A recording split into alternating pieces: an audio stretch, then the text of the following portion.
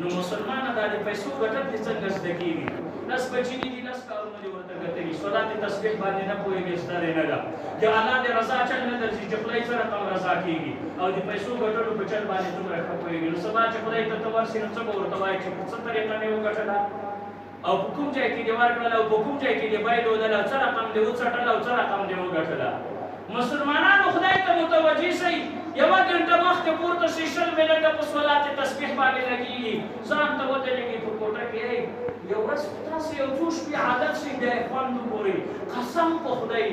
قسم مې دې په خدای که په شاتو کې هم داسې خوند دي لکه تنا چې ناست یې او له ده سره دې شروع کړي تاسې په خوند نه پوهېږئ خو تاسې ځان ته شئ یوه کوټه کې نن شپه په ځان ازمېښت وکئ خو اوله شپه به لږ درته سخت وي منډې سره مخامخ کئ ستمله دا غلام لیونی و بل کار یې نشته شپه وکئ دا وکئ د خوبه یې ویستلي نن یو څو شپې سر په سر نفس سره مقابله وکئ بیا یې خوند وګورئ چې څه رقم مزه کوي چې ته تنا یې او دی یې او بس ورته وایې چې خیر ده که نه ګوره خیر ده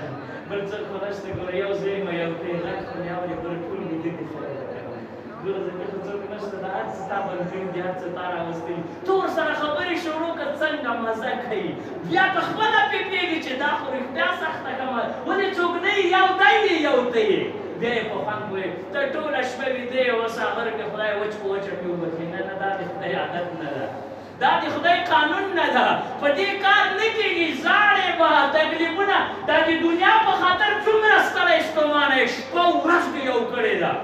شپه ورځ دې یو کړې ده ټوله شپه در په درې ګرځې ورپسې ای سوچونه کوې کوم جینۍ راوړم لندن ته لاړ شم دوبۍ ته لاړ شم امریکې ته لاړ شم چین ته لاړ شم پاکستان دا سر وهې ټکوي خوب هم زه چې په همدغه کې ویده شي نو که 3 بجې خوب درغی که 4 بجې خوب دې په دې سوچ کوي چې څنګه یې راوړم له کوم ځای یې راوړم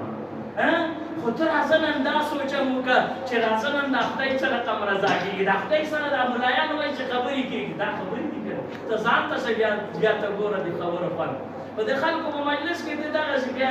ملا چې دوه اوږده کړي هغې ته هم پته کېږي دا اوس څه په غضب زه لږ دا دعاګانې اوږدې کوم وایي مولوي صاحب ته پته ده ما بس دماغ دا مونځ دومره مزه نه راکوي خو دا دعا ما ته داسې خوند راکوي چې ما د دعاګانو نه دی تاسو ته رسېږي هلته ټول په تنګ وي ډېر راته وایي خیر د مولوي صاحب لږ یې لنډه لنډه کوم ما زه خو محتاجه یم چې تر څو پورې وږی مړ شوی دی کله یې بس کوي